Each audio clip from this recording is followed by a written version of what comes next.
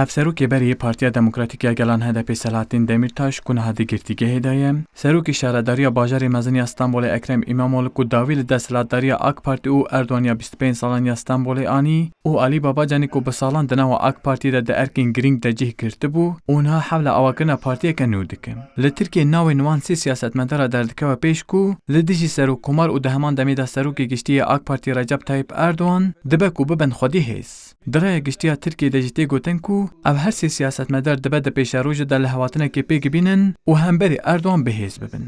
بپوشون پسپوری سیاست نوخویی ترکیه پروفسور دکتر توفیق اردم بچند صدامان هر سیاستمدار لهوکرنه کې پیګ ناینن لید شرط نهایی ترکیه د دبه کوه زوان زیده ببم Bu üç siyasetçi bakın birisi muhafazakarsa هر سه سیاستمداران یک جوان محافظه‌کار راست کره، یک محافظه‌کار چپ کره و یک جی نونر سیاست کورت و سوسیالیستانه. لهفکرنا وان هر سه آلیان قد پیکان نینه. جبر کو سیاست ترکیه ده حتانها اف سه لاین قد نهات نبال هفدو. لگل وکی گر قیران آبوری ادنوا ترکیه ده بردوام بکه و کشه نفخوی تایبتی جی مسئله کورت و پروسه که چرسری پیک نه اف هر سه سیاستمدار دیج یاردوان ده پیز بن.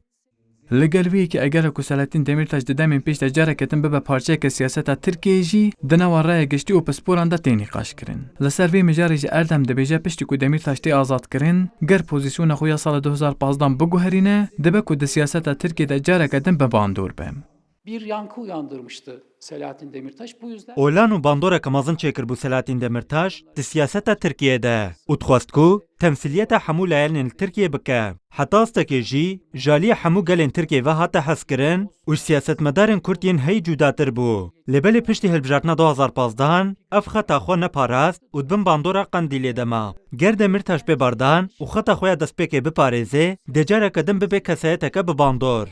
پشتی دوباره کردن هلبجارتن استانبولیا 23 حزیرانی هرچقدر دستلاتدار و پارتین اپوزیسیون هلبجارتن که پیش وقت جواری نکنجی پسپور دیویژن آک پارتیج بوکو اماموغلو بابا جان و دمیرتاش زیادتر بهیز نبن د داویا سال 2020 ده هلبجارتن که پیش وقت پیش بینی دکن و دیجی اردوان سرکبتن وان هر سی سیاستمداران جی پیکان دبینن